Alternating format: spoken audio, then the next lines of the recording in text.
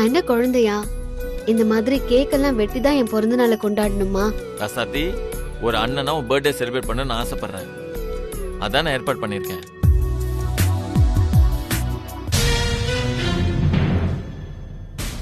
இதை செலிப்ரேட் பண்றதுனால நம்ம எல்லாரும் ஒன்னா கூடி சந்தோஷமா இருக்கோம்ல. இதெல்லாம் இந்த மாதிரி ஒகேஷன்ல தான் கிடைக்கும். ஆமா, யோசிக்காங்க சிஸ்டர், கேண்டில் எடுத்துங்க. பாத்தியம்மா, அந்த ராசாத்தி கிட்ட உன் தம்பி சிஸ்டர் சிஸ்டர்னு அப்படி உருகிறான். நீ அவனோட கூட பிறந்த அக்கா. உனக்கு எப்போது இப்படி பர்த்டே கொண்டாடிப்பானா? என்னையா இதான் சந்தர்ப்பம்னு சொல்லி என்ன நக்கல் பண்றியா? இப்ப பாரு அவனை என்ன பண்றான்னு.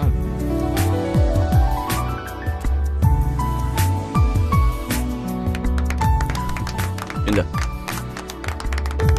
கட் பண்ணு. Wait. Happy birthday to you. Happy birthday to you. Happy birthday to you. Happy birthday to dear Rasati. Happy birthday. Happy birthday to you.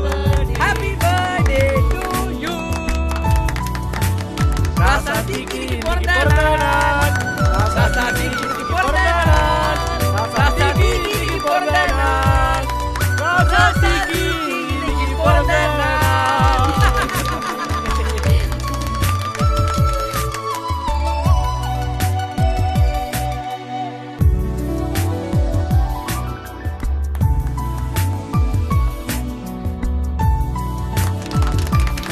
Super. One second. Happy birthday தங்கச்சி.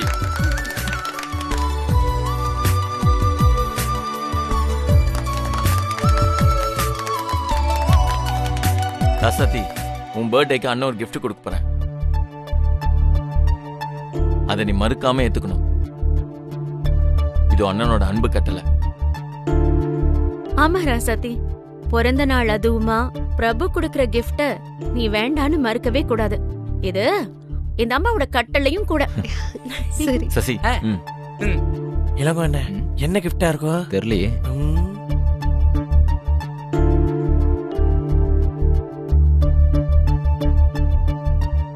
மாப்ள, மம்மி, இது உங்க கையில ராசாத்திட்ட கொடுங்க. இந்தா ராசாத்தி, பிரிச்சு பாரு.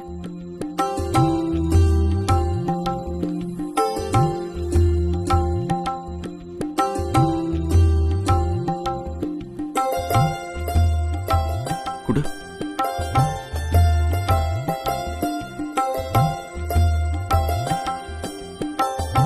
பார்வதி மகளான மற்றும் திருப்பி இனியன் மனைவியான திருமதி ராசாத்தி அவர்களுக்கு கிரயமாக எழுதி கொடுப்பது.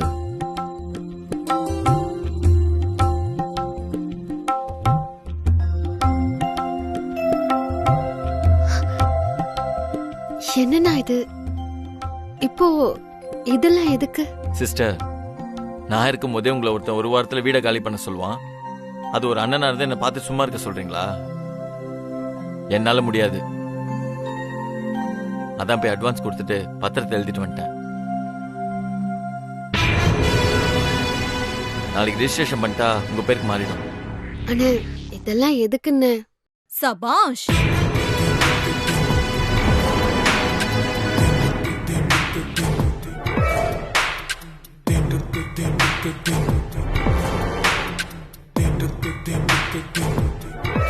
அக்கா வாங்கக்கா.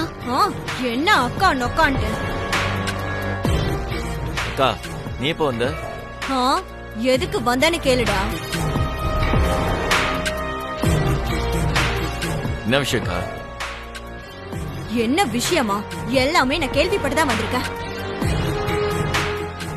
இவளுக்கு என்னமோ வீடு வாங்கி கொடுக்க போறியாமே. அவ என்ன உன் கூட பிறந்த தங்கச்சியா?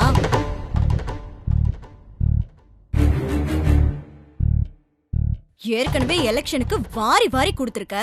அது போதாம இப்ப வீடு வேறயா?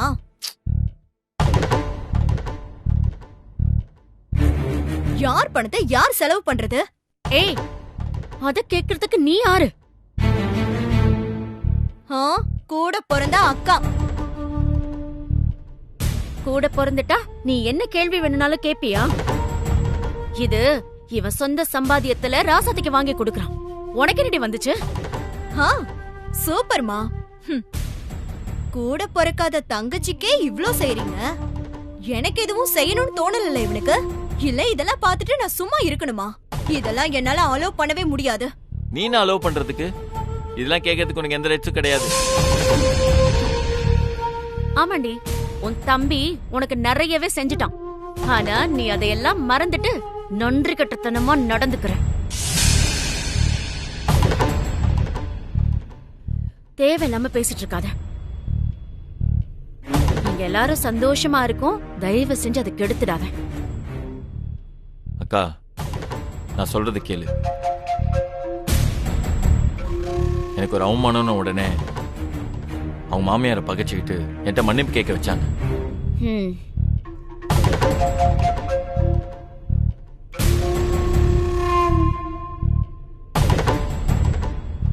இதனால அவங்க வாழ்க்கை என்ன ஆகும்னு கூட அவங்க யோசிக்கல. என் அண்ணன் இந்த தப்பு பண்ணல, நீங்க மன்னிப்பு கேட்டே ஆகணும்னு பிடிவாதமா எல்லாரும் முன்னாடியும் அவங்க மன்னிப்பு கேட்க வச்சாங்க. அப்படிப்பட்ட தங்கச்சிக்கு ஒரு பிரச்சனைன்னு வரும்போது என்னை கை கட்டி சும்மா பார்க்க சொல்றியா? அதான் சிஸ்டருக்கு வீடு வாங்கி கொடுத்தேன்.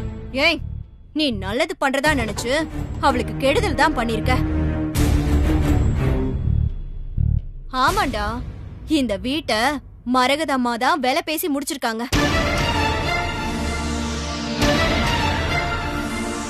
ஆனா நீ போய் எல்லாத்தையும் கெடுத்து குட்டி செவராக்கிட்டு வந்திருக்க.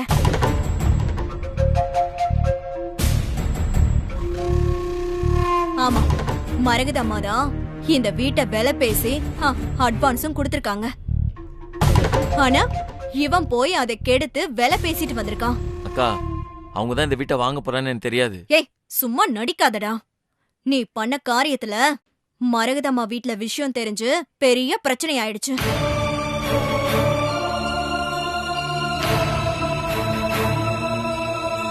பிரச்சனையா? அவங்க எவ்வளவு ஃபீல் பண்ணி பேசுறாங்க தெரியுமா? ஏதோ தங்கச்சி தங்கச்சின்னு சொல்ற, இப்ப இதுக்கு என்ன சொல்ல போற? ஆனா ஒண்ணுடா, இப்பவும் சொல்றேன், அவளுக்கு மட்டும் நீ வீடு வாங்கி கொடுத்த பல விளைவுகளை சந்திக்க வேண்டியது இருக்கும்.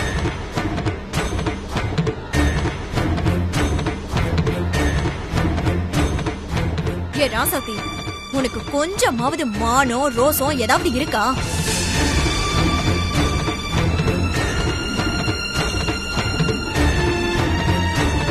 அவன் தங்கச்சின்னு இந்த வீடு இல்ல, எது கொடுத்தாலும் வாங்க கூடாது.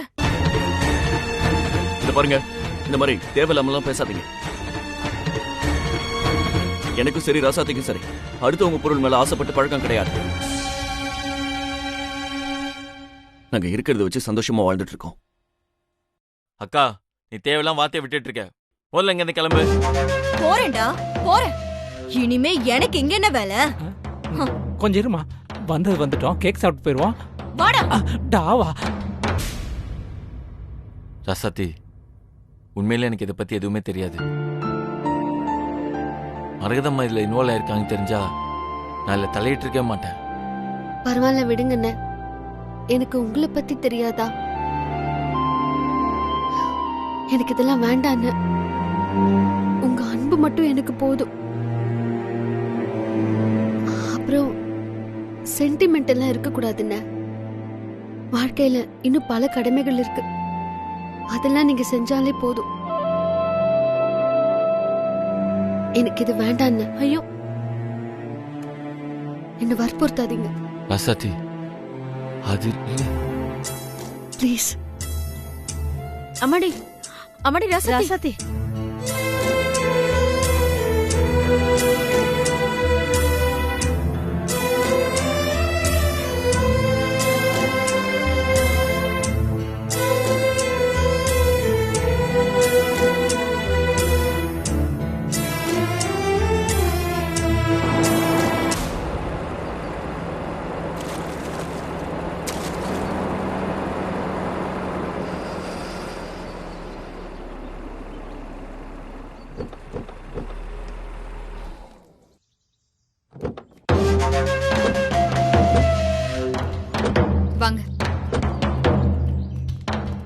வா. வாங்க அத்தை. ஐயா தர்மபிரபு, தர்மபிரபு ஐயா உங்களதாயா? என்னையா? ஆமாங்க ஐயா. தர்மபுரம் நான் சொன்னேன். தர்மம் பண்ணுங்க ஐயா. நான் உனக்கு ஏதாவது பண்ணி ஆகணுமே.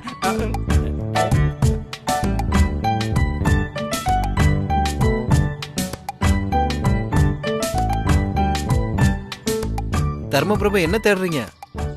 இல்ல உனக்கு ஏதாவது பண்ணணும்னு சொன்ன இல்லையா, அதான் அதை தேடிட்டு இருக்கேன். சில்லற மட்டும் இல்ல.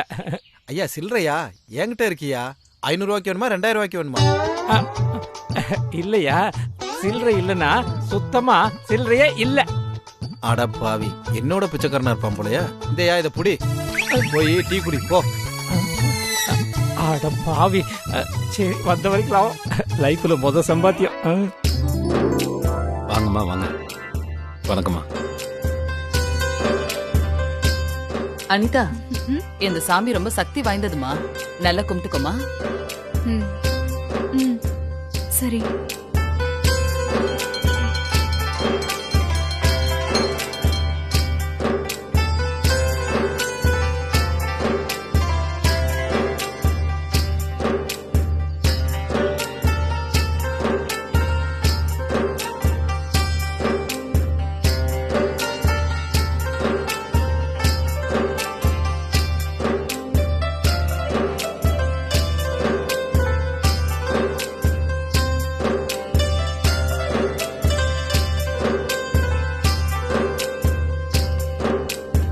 சரி வாங்க.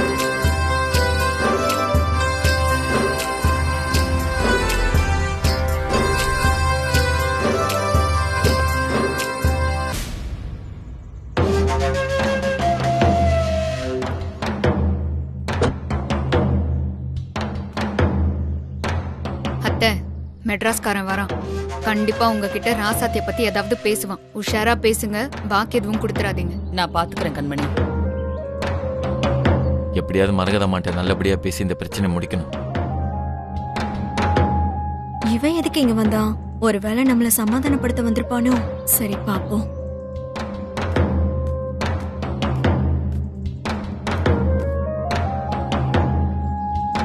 வணக்கம்மா. சொல்லு, என்ன விஷயம்?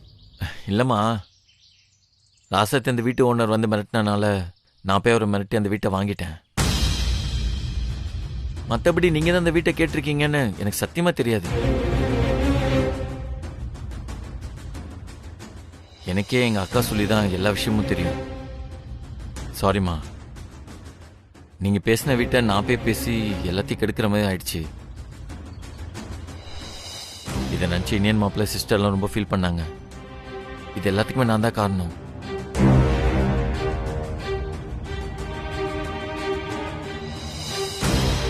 ராசாத்தி எனக்கு எங்கள் அத்தையை விட எதுவும் பெருசு இல்லை, எனக்கு இந்த வீடு வேணாம், உங்கள் அன்பு மட்டும் போதும் சொல்லிட்டாங்க.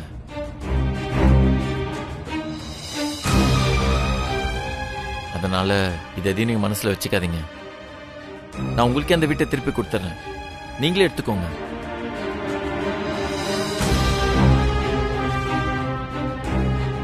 நான் வேணா வேற வீடு ராசாத்திக்கு வாங்கி கொடுத்துட்றேன். இதெல்லாம் உங்ககிட்ட சொல்லி மன்னிப்பு கேட்கலாம் தான் வந்தேன். அது மட்டும் இல்ல, ராசாத்தி உங்க மேல அவ்வளவு அனுபவிச்சிருக்காங்க. ஆக்சுவலா அன்னைக்கு நான் உங்களை கோயில்ல மீட் பண்ண சொன்னேன்ல, அது ராசாத்தியை பத்தி தான். அன்னைக்கு நான் வரும்போது வண்டி பஞ்சர். ஏய் நிறுத்து. ராசாத்திய பத்தி எனக்கு பாடம் எடுக்க தேவையில்ல, அது எனக்கு அவசியமும் இல்ல. அவ யாரு, என்னெல்லாம் ஃப்ராட் தன பண்ணி எல்லா வேலையும் பண்றான்னு எனக்கும் தெரியும். இல்ல, என் புள்ள இனியன் என்கிட்ட இருந்து பிரிச்சு என் பொண்ணுக்கு அவ தம்பியை கல்யாணம் பண்ணி அவ பண்ற எல்லா தில்லுமுள்ள வேலையும் எனக்கு நல்லாவே தெரியும். இல்லம்மா, அப்படிப்பட்ட ஆள் இல்ல ராசாத்தி. ஏய், என்ன ரொம்ப தான் பேசுற? அந்த ராசாத்தி வாழ்க்கையில நேத்து வந்தவனி. நான் அவளை ஆரம்பத்துல இருந்தே பாத்துட்டு இருக்கேன். அத்தை மரியாதைன்னு டிராமா போடுவாளே தவிர அவ மனசுக்குள்ள என்ன தோக்கடிக்கணும், எல்லாத்துலயும் பேரு வாங்கணுங்கிற எண்ணம் தான். ஆனா நான் அவளை விட மாட்டேன். என்ன ஆனாலும் அவ எனக்கு கீழே தான். அப்புறம் நீ என்ன சொன்ன? நீ பிச்சை போட்டு நான் அந்த வீட்டை வாங்கணுமா? தேவையே இல்ல. அந்த ராசாத்திய காலி பண்ண வச்சு அந்த வீட்டை எப்படி வாங்கணும்னு எனக்கு நல்லாவே தெரியும். நான் அதை வாங்கணும்னு முடிவு பண்ணிட்டேன். அதை வாங்கியே தீருவேன். வா கண்மணி, போலாம். மா, டேய், இந்த அசிங்கம் உனக்கு தேவையா? நீ எங்க எப்படி இருக்க வேண்டியவன்? இந்த ராசாத்திக்காக பணத்தையும் டைமையும் வேஸ்ட் பண்ணிட்டு இருக்க. டேய், சொன்னா கேளுடா. நீ இப்படி தலை குனிஞ்சு நிக்கிறத என்னால பார்க்க முடியல. போக்கா. அனிமா, இனிமே இங்க நின்னா நமக்கு தான் அசிங்கம். வா போலாம். ஆமா.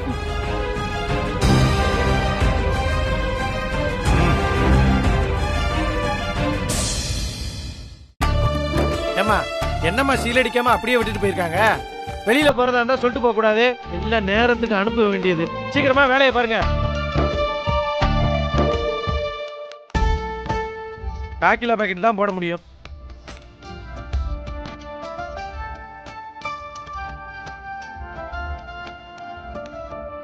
அக்கா, கிளவுஸ் ஹெட் கவர் போடாம என்ன பண்ணிட்டு இருக்கீங்க? இல்ல ராசாத்தி, அவசரமா டெலிவரி கொடுக்கணுங்கிறதுனால மாஸ்க் போடல. அக்கா, காய்கறியில சின்ன முடி விழுந்தா கூட நம்ம பிசினஸ பாதிக்கும்.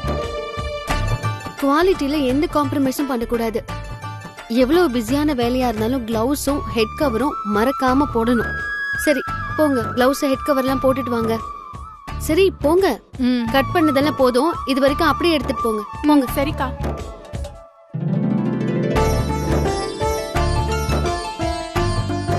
இந்த நேரத்துல இதுக்கு வேறயா? நீங்க போட்டிருக்கீங்களா கிளவுஸ் எல்லாம்? இல்லம்மா, அது அவங்க லேட்டா வந்தாங்களா, அதனால அவங்க போடுறதுக்கு மறந்துட்டாங்கம்மா. மன்னிச்சுக்கம்மா. சரி, எல்லாத்தையும் அமிச்சிடலாம்ல? அதெல்லாம் எல்லாம் போக வேண்டிய நேரத்துக்கு கரெக்டா போயிருப்பாரு. அம்மா, நம்ம கம்பெனி ஜெயிக்கிற குதிரைமா, அதனால நீ ஒன்னும் கவலைப்படாத. எல்லாம் அதுவா தானா நடந்துரும். நீ போய் ஆபீஸ்ல அக்கௌண்ட்ஸ பாருமா. அப்போ சரி, குவாலிட்டியில காம்ப்ரமைஸ் ஆகக்கூடாது. சரிம்மா சரிம்மா, அதெல்லாம் நான் பாத்துக்கிறேம்மா. அப்போ எல்லாரையும் கிளவுஸ் போட்டு தான் வேலை பார்க்கணும்னு சொல்லியிருக்கா இல்லையா? இனிமேல யாராவது கிளவுஸ் போடாம வேலை பார்த்தீங்க, கண்ணு முடிய தோண்டி விடுவோம். பாத்துக்கங்க, எனக்குன்னு கிளம்பி வந்திருக்கீங்க. ஆமாப்பா, வயசு பிள்ளையில வேலைக்கு சேருங்கடா, வயசானதுக்கெல்லாம் சேர்த்து வச்சுக்காங்க. மாமா, என்ன பண்ணிட்டு இருக்கீங்க? இந்த வர கணக்கு வழக்கெல்லாம் பார்த்துட்டு இருக்கேன். முடிஞ்சிருச்சா? கிட்டத்தட்ட எல்லாம் முடிஞ்சிருச்சு.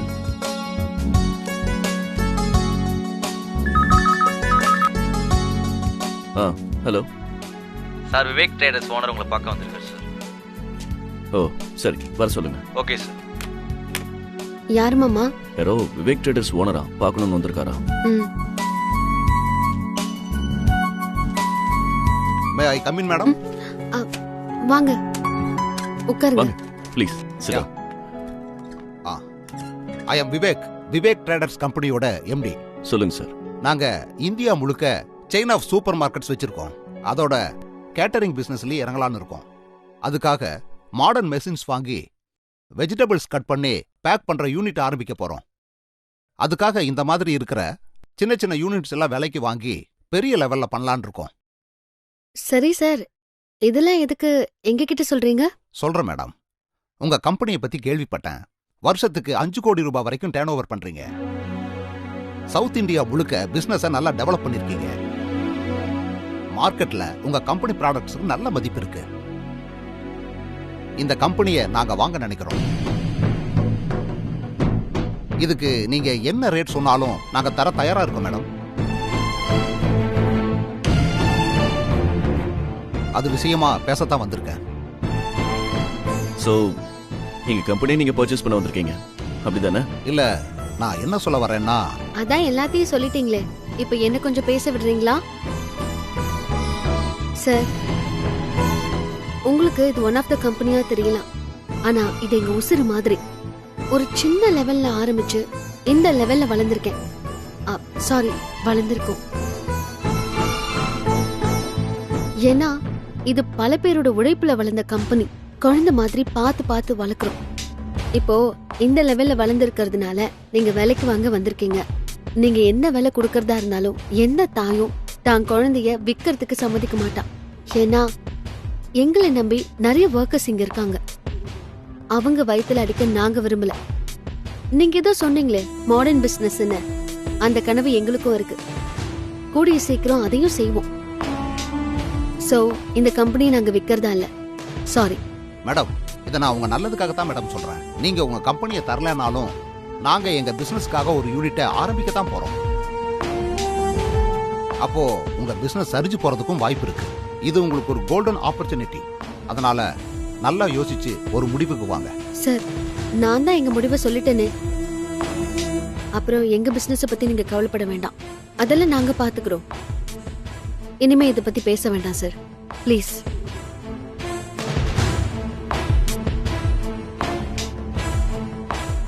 மேடம், பின்னாடி உங்களுக்கு கம்பெனியை விற்கலான்னு தோணுச்சுன்னா என்ன நீங்க எப்ப வேணாலும் கான்டாக்ட் பண்ணலாம்.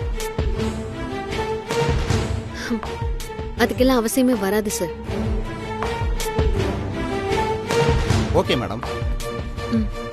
தேங்க்யூ.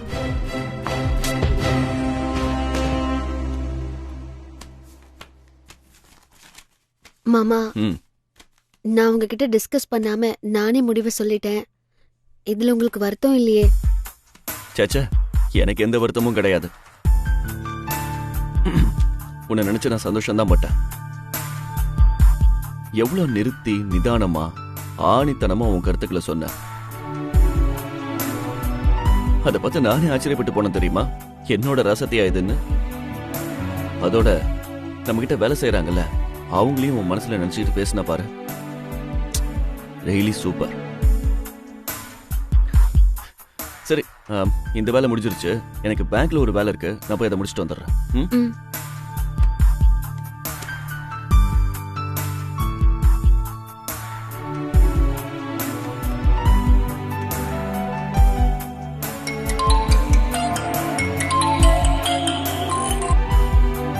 ஹலோ, யார் பேசுறது? ஒரு முட்டாளோட அக்கா பேசுறேன். புரியலையே. நான் தான் அனிதா பேசுறேன், பிரபுவோட அக்கா. அக்கா நீங்களா? சொல்லுங்கக்கா. என்ன நொக்கா? அவன் உன்னை சிஸ்டர்னு கூப்பிட்டா நான் உனக்கு அக்காவா ஆயிட முடியுமா? சரி சொல்லுங்க, என்ன விஷயம்? உன் பெரியத்த மரகதத்தை மீட் பண்ண என் தம்பி கோவிலுக்கு வந்திருந்தான். அத்தைய பாக்குறதுக்கு போனாரா? எதுக்கு போனாரு? அவனுக்கு தான் தங்கச்சி பைத்தியம் பிடிச்சிருக்குல்ல, எல்லாம் உனக்காக தான். நான் அன்னைக்கு அத்தைய பாக்காதீங்கன்னு அண்ணன் கிட்ட சொன்னனே, அதையும் மீறி ஏன் போனாரு?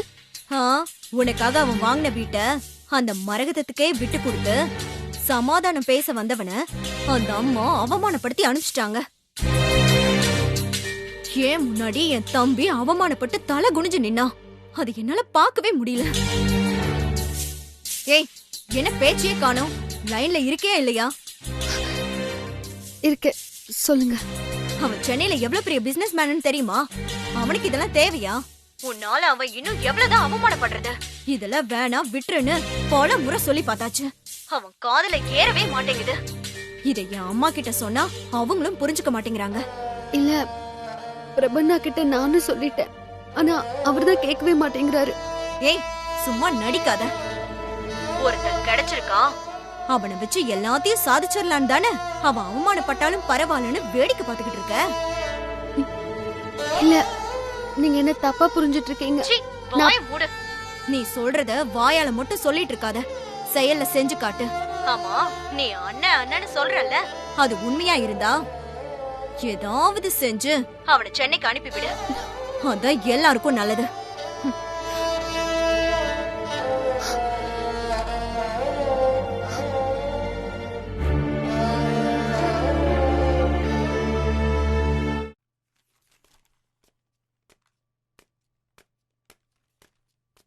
ஐயா, வாங்க வாங்க.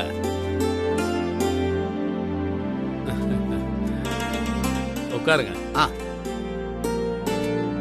சுமதி, வரங்க. இங்க வா. வணக்கம். வணக்கம்மா. சேர்மன் ஆக்கிடலான்னு வணக்கம் சொல்லி கொடுத்தேன். எல்லாத்துக்கும் இதையே சொல்லித்தான் என்ன கொல்றா. எலெக்ஷனே முடிஞ்சு போச்சு. ஏய், காபி கொண்டாடி போ. அண்ணே, காஃபி வேணுமா இல்ல டீ வேணுமா? ஹார்லிக்ஸ் வேணுமா இல்ல பூஸ்ட் வேணுமா? எது வேணும்னா உங்களுக்கு? ஐயோ ஏய் விஷத்தை கொண்டு வந்து கொடு, அடுப்ப கலப்பாத. போ காபி கொண்டு வா போ. சரிங்க. ஐயோ அப்புறம் வந்த விஷயத்த சொல்லுங்க. இல்ல, நம்ம ஏரியாவுக்கு உட்பட்ட ஹைவேஸ்ல ரோடு கான்ட்ராக்ட் ஒன்று வரப்போகுது. அதோட மதிப்பு 1 கோடி. அந்த கான்ட்ராக்டை எப்படியாவது நீங்க எடுத்து சப்கான்ட்ராக்டை எனக்கு கொடுங்க. அது மட்டும் கிடைச்சதுன்னு வச்சுக்கங்க, பணத்தை அள்ளிடலாம். அட போய, நானே அந்த மரகதம்மா பேச்ச நம்பி என் பொண்டாட்டியை எலெக்ஷன்ல நிக்க வைக்காம விட்டுட்டேன்னு வருத்தத்துல இருக்கையா. அப்படியா? ஆமாயா, இவ்வளவு பண்ணியும் அந்த அம்மா ராசாத்தி கிட்ட தோத்து போயிடுச்சு. இப்ப என்னடானா ராசாத்தி சேர்மன் ஆகி எங்க 3 பேர் மூஞ்சிலையும் கரிய பூசிட்டா. அதுவும் இல்லாம அந்த ராசாத்தி நீதி, நேர்மை, நியாயம், தர்மம்னு பேசிட்டு இருப்பா. அவகிட்ட நம்ம தில்லுமுள்ளெல்லாம் செல்லாது. நம்ம போய் கேட்டாலும் கண்டிப்பா தரமாட்டேன்னு தான் சொல்லுவா. நீங்களே இப்படி சொன்னா எப்படிங்க? எப்படியாவது முயற்சி பண்ணி பாருங்க. யோ, சும்மாவே மக்களுக்கு ஒண்ணுன்னா துள்ளிட்டு வருவா. இப்ப எல்லாரும் சேர்ந்து அவளை சேர்மன் ஆக்கி உட்கார வச்சிட்டீங்க. இப்ப அவளோட பவர் எப்படி இருக்குன்னு பாத்துக்கோ. உங்க மேல நம்பிக்கை வச்சு வந்தேன், இப்படி சொல்றீங்களே, இப்ப என்ன பண்றது? எனக்கும் தான் என்ன பண்றதுன்னு ஒன்னும் புரியல. கழுதை ஏதாவது பணத்தால் அடிக்கலன்னா அதுவும் முடியலையா? என்ன பண்ணலாம்?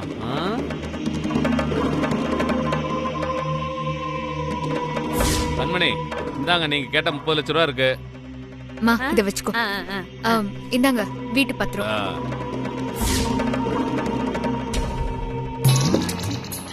அண்ணே காஃபி. குடுமா. அண்ணே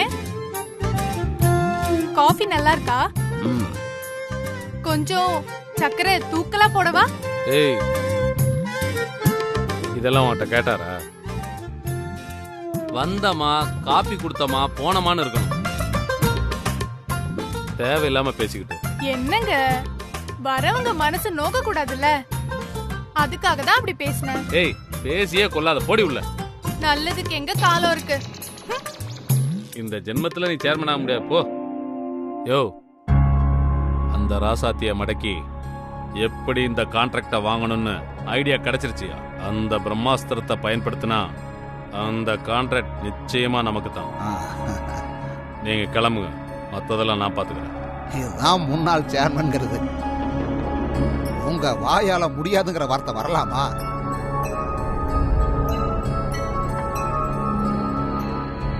சரிங்க, இப்ப எனக்கு ஃபுல்லா நம்பிக்கை வந்துருச்சு. நான் சந்தோஷமா கிளம்புறேன்.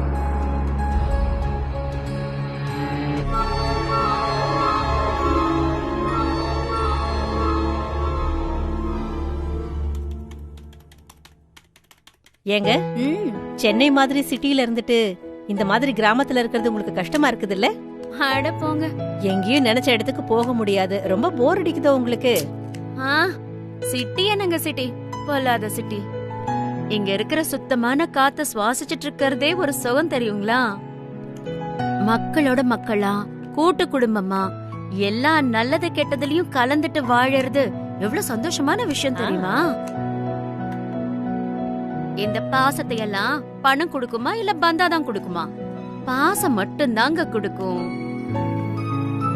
இந்த கிராமத்துல இருக்கிறவங்க எல்லாம் பாசக்காரங்க, உண்மையிலேயே கொடுத்து வச்சவங்க. அதுவும் கரெக்ட் தான்.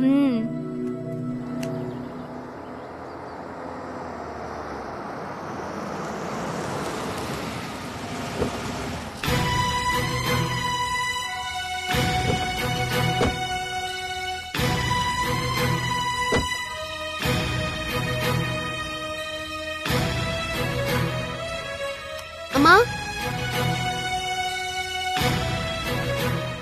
ராசாத்தி வந்துட்டா போல இருக்கு. இருங்க, நான் போய் பாக்கிறேன். வாங்க, நானும் வரேன்.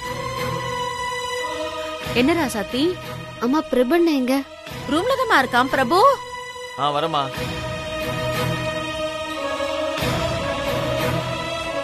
என்னமே? ஹாய்.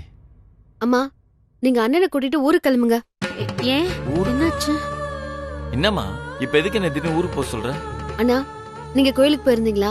அங்க பெரியத்தைய சந்திச்சீங்களா?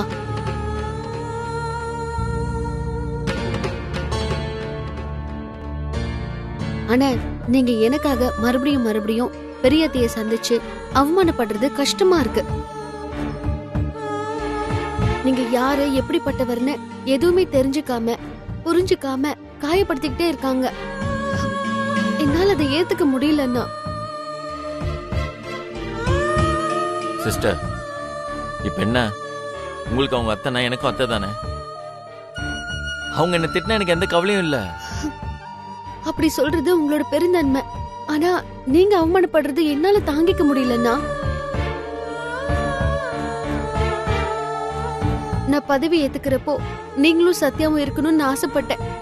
ஆனா சத்யா பாட்டிக்கு உடம்பு சரியில்லைன்னு போயிட்டா. நீங்களாவது இருக்கீங்களேன்னு நான் ரொம்ப சந்தோஷப்பட்டேன்.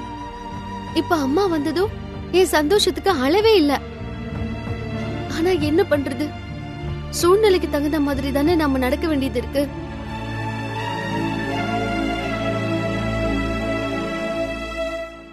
அண்ணே, நீங்க வந்த நாள்ல இருந்து நிம்மதியே இல்லாம இருக்கீங்க. திரும்ப திரும்ப அத்தை உங்களை திட்டிக்கிட்டே இருக்காங்க. நீங்க எங்களோட இருக்கும்போது எந்த பிரச்சனையும் இல்லாம சந்தோஷமா இருக்கணும்னு தான் ஆசைப்பட்டேன். ஆனா எனக்காக நீங்க அவமானப்பட்டுக்கிட்டே இருக்கிறது எனக்கு மனசுக்கு ரொம்ப கஷ்டமா இருக்குன்னு. போதும், எனக்காக நீங்க கஷ்டப்பட்டதெல்லாம் போதும். அதனால இங்க இருக்கிறத விட்டுட்டு நீங்க சென்னைக்கு போறதுதான் நல்லது. நீங்க கிளம்புங்க. ஏ ராசாத்தி, நாங்க போறதுல இவ்ளோ வருத்தம் இருந்தும் ஏன் எங்களை போ சொல்ற? நீங்க சொல்ற மாதிரி எனக்கும் வருத்தம் தான். ஆனா அதோட என் அண்ணனோட கௌரவமும் தன்மானமும் தான் எனக்கு ரொம்ப முக்கியம். இவர் இனி ஒரு தடவை கூட எனக்காக என் அத்தை கிட்ட அசிங்கப்படக்கூடாது. அதுக்காக தான் சொல்றேன். தயவு செஞ்சு அண்ணனை கூப்பிட்டுட்டு இங்க இருந்து கிளம்பிடுங்க. என்னாச்சு ராசாத்தி உனக்கு? ஏன் திடீர்னு பிரபுவை ஊருக்கு போ சொல்ற? அம்மா, நான் இத சந்தோஷமா சொல்லல. உள்ளுக்குள்ள எவ்வளவு வலியும் வேதனையும் இருந்தா நான் இப்படி எல்லாம் பேசுவேன்? மனச கல்லாக்கிக்கிட்டு தான் நான் இவரை போ சொல்றேன். அண்ணா, நீங்க ஊருக்கு போனாலும் என் மனசுல இருந்து யாராலையும் உங்களை பிரிக்க முடியாது. பதவி ஏத்துக்கிறப்போ நான் உங்களை தான் நினைச்சுப்பேன். நீங்க கிளம்புங்க. போறோம் சிஸ்டர், நாங்க போறோம். ஆனா ஒண்ணு, மரகதம்மா கோயில சந்திச்சதுக்கு அப்புறம் ஒரு விஷயம் எனக்கு தெளிவா புரிஞ்சது. எவ்வளவுதான் நீங்க நல்லது செஞ்சாலும் எடுத்து சொன்னாலும் உங்களை அவங்க சரியா புரிஞ்சுக்கிட்டு அவங்க தயாராவே இல்லை. ராசாத்தின்னு பேரை கேட்டாலே அவங்க உடம்புக்குள்ள ஒரு வைப்ரேஷன் வருது. அதனால அவங்கள மாதிரி ஆளுங்க கிட்ட நம்ம எவ்வளவுதான் எடுத்து சொன்னாலும் அது வேஸ்ட் தான் சிஸ்டர். கண்ணை மூடிட்டு எல்லாமே இருட்டா இருக்குன்னு சொல்றவங்க கிட்ட நம்ம எதுவுமே புரிய வைக்க முடியாது. எல்லாம் காலம் தான் அவங்கள மாத்தணும். மற்றபடி நம்மளால எதுவும் பண்ண முடியாது. அவங்களுக்காக நான் எதுக்கு இங்க இருந்து போகணும்? பாருமா, நான் உன்கிட்ட ப்ராமிஸ் பண்ண மாதிரி நீ பதவி இருக்கிற வரைக்கும் நான் இங்க எடுத்துட்டு தான் போவேன். இல்லைன்னா நம்ம கடைசி நேரத்தில் விட்டுட்டு வந்துட்டோமேன்னு அந்த கில்ட் ஃபீலிங் எனக்கு இருந்துகிட்டே இருக்கும். ரவுடி பேபி அதை விரும்ப மாட்டாங்க. என்னன்னா இப்பதான் போறேன்னு சொன்னீங்க, அப்படியே மாத்தி பேசுறீங்க. இப்ப என்னம்மா, நான் உங்களுக்கு சந்திக்க கூட பேசக்கூடாது அவள் தானே? இனிமே நான் பேசல, அவங்களை சந்திக்கல. ஆனா திரும்ப என்ன போன் மட்டும் சொல்லாத. என்னம்மா ராசாத்தி, பாரு என் பையன் எப்படி ஃபீல் பண்றான்னு. ஏன் இப்படி எல்லாம் பேசுற நீ? ஐயோ அம்மா, அண்ணன் படுற வேதனையை என்னால தாங்கிக்க முடியல. அதனாலதான். ஏமா, உன்னை பத்தி எனக்கு தெரியாது, நான் சும்மா சொன்னேன். மச்சான், ராசாத்தி உங்களுக்கு போன்னு சொன்னது வேற ஒரு அர்த்தத்துல. நீங்க அதை தப்பா புரிஞ்சுக்காதீங்க. என்ன மச்சான், எனக்கு இது புரியாதா? நல்லா புரியுது. நானும் அம்மாவும் சிஸ்டர் சேர்மன் பதவியில் அழகு பார்த்துட்டு தான் இங்கிருந்து போவோம். என்னம்மா? ஆமா, நாங்க வரிசையில உட்காந்து நீ பதவி இருக்கிறத கண்ணு குளிர பார்த்துட்டு தான் போவோம். அண்ணா, இப்பதான் எனக்கு ரொம்ப சந்தோஷமா இருக்கு. இனிமே நான் உங்களை போங்கன்னு சொல்லவே மாட்டேன். ஆப்பாடா, நம்ம தப்பிச்சோம்.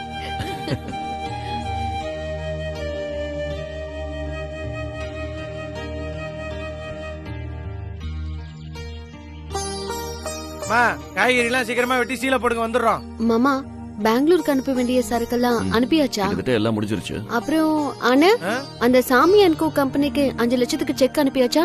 அந்த செக் அப்பயே அனுப்பிச்சாச்சுமா, கொடுத்து விட்டேன். சரி.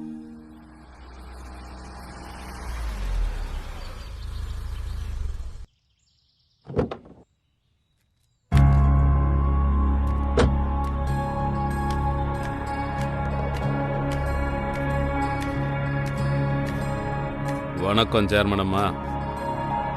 வணக்கம். சொல்லுங்க, என்ன விஷயமா வந்திருக்கீங்க? ஒரு முக்கியமான விஷயத்தை பத்தி பேசலாம்னு தான் வந்திருக்கேன்.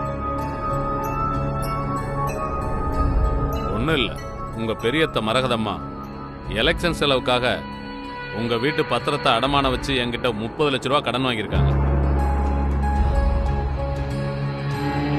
எலெக்ஷன்ல ஜெயிச்சுட்டா கான்ட்ராக்ட் மாதிரியான சில விஷயங்கள்ல எனக்கு ஃபேவரா பண்ணித்தரதா சொன்னாங்க. ஆனா என்ன பண்றது, கதை வேற மாதிரி ஆயிடுச்சு. நீங்க ஜெயிச்சிட்டீங்க. ஏங்க என்ன நீங்க பாட்டுக்கு வந்து எது சொல்றீங்க? என் பெரியம்மா அப்படிலாம் செஞ்சிருக்க மாட்டாங்க. என்ன தம்பி, நான் தான் சொல்றேன்ல, இந்த டாக்குமெண்ட் விஷயம் கண்மணியை தவிர வேற யாருக்கும் தெரியக்கூடாதுன்னு சொல்லியிருக்காங்க. ஏன் நேசமணி பாரியையாவுக்கு கூட இந்த விஷயம் தெரியாதுன்னா பாத்துக்கோங்களேன். இல்ல, அத்தை மாமாக்கு தெரியாம எதுவுமே பண்ண மாட்டாங்க.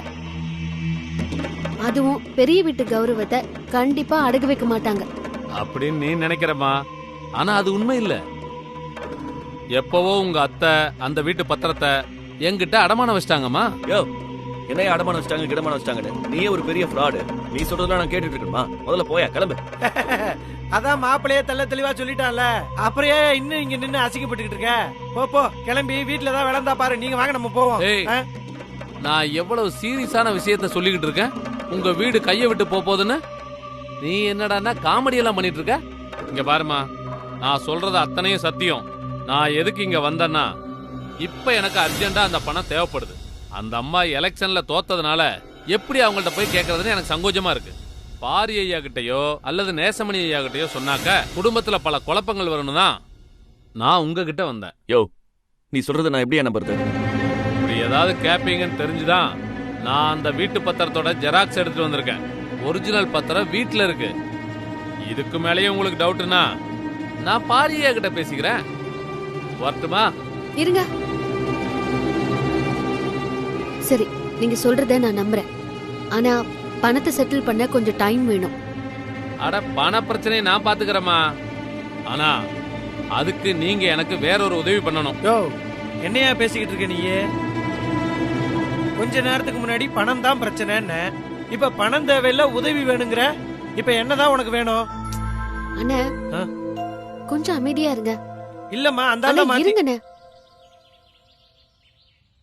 ஒண்ணு இல்லம்மா, நம்ம ஊரை கிராஸ் பண்ணி போற ஹைவே ரோடு கான்ட்ராக்ட் உனக்கு வருது. அதோட மதிப்பு கிட்டத்தட்ட 1 கோடி இருக்குன்னு சொல்றாங்க. அந்த கான்ட்ராக்ட சேர்மன் நீங்க தான் யாருக்கு கொடுக்கணும்னு செலக்ஷன் பண்ணணும். அத நீங்க எனக்கு ஃபேவரா பண்ணி தரணும். இது மாதிரி 1-2 கான்ட்ராக்ட் எனக்கு கொடுத்தீங்கன்னா ஏன் 30 லட்சம் ரூபாய் நீங்க தர வேண்டாம். நான் உங்க வீட்டு டாக்குமெண்ட்டை உங்ககிட்ட கொடுத்துறேன்.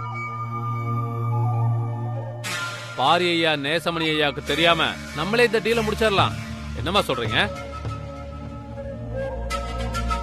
அத்தை மேட்டரை வச்சு கான்ட்ராக்ட கேட்டு நம்மள கரெக்டா லாக் பண்றோம். இது முள்ளு மேல விழுந்த சேலை மாதிரி ரொம்ப கேர்ஃபுல்லா ஹேண்டில் பண்ணணும். இல்ல விஷயம் மாமா காதுக்கு போயிடும். என்ன பிளாக்மெயில் பண்றியா? மாமா, இது நம்ம குடும்ப கௌரவ பிரச்சனை. இத கொஞ்சம் பார்த்துதான் டீல் பண்ணணும். எடுத்தும் கவுத்தும் எதையாவது செய்ய அது நம்ம மரகதத்தை தான் பாதிக்கும். சார், இது எங்க குடும்ப விஷயம்.